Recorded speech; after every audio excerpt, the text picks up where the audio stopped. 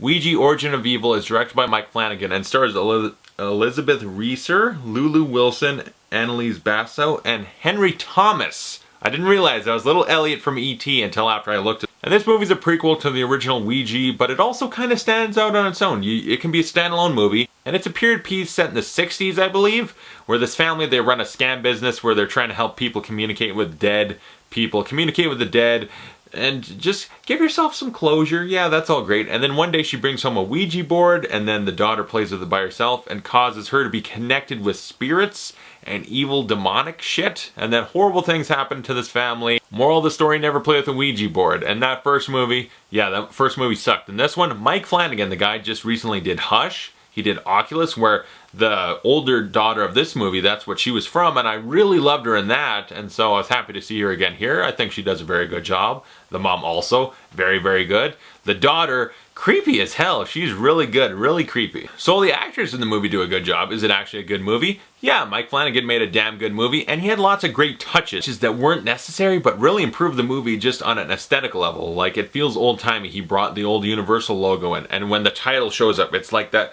the way they do it in sort of a box format, like from the old times.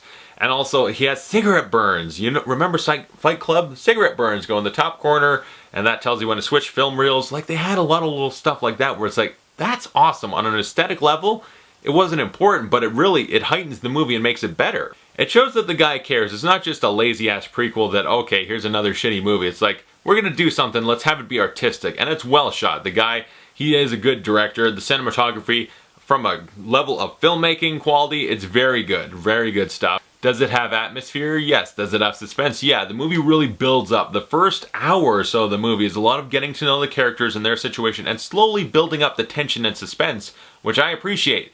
The problem is when it finally comes time to the climactic finale where everything's supposed to be scary, not really. It doesn't work all that well. I felt like it kind of fell a little flat to me. It had a lot of creepy stuff, a lot of unsettling stuff. A lot of times that daughter like says some shit to someone. It's like, that's disturbing. That's really creepy.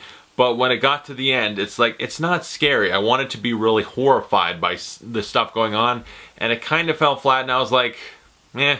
It's a well done, a well constructed, well made movie, but as a horror movie, that horror part, that last finale, the big old ending of it all, where it's supposed to be very horrifying, it didn't really work for me. I really appreciate what Mike Flanagan was doing with this movie, though. A lot of the scares early on, like when you see something, so often soundtracks are there to make the loud noise or the really horrifying music plays up. In this, like, the guy, he'll show creepy shit and play it silently, so you just have to respond with whatever, like, comes to you. Like, you see something creepy or scary and you're like, that's unsettling, that's disturbing, and you're responding to it and not like a shitty soundtrack or score that just loud noise. You're not responding to that, you're responding to what you see. And so his filmmaking kind of makes up for it a little bit. The fact that the last little bit is underwhelming and not totally scary as I'd like. I still like the movie. I think it's a very well made movie, but it's lacking. It's a nice build up.